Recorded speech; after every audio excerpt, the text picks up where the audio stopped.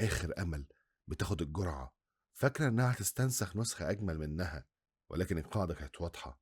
سو عمرها ما كانت الأصل، سو كانت مجرد نسخة. سو بتتحول لمسخ، إليزابيث بتتولد من تاني، ولكن وشها في ظهر سو جسم جديد ولكنه مشوه، اختلاط ما بين الاتنين. ده ما كانش استنساخ، ده كان تمزيق للهوية.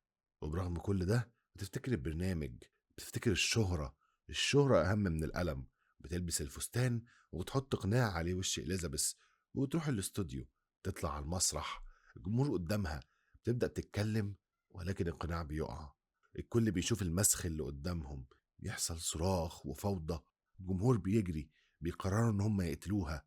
واحد بيقطع راسها، والدم بيبدأ ان هو يغرق المسرح كله، والعرض بيتحول لمذبحة، وبقايا جسم سو بتجري، جسمها بيتفكك، ما يتبقاش غير بس وش إليزابيث. تبدأ تزحف، لكنها رايحة على فين؟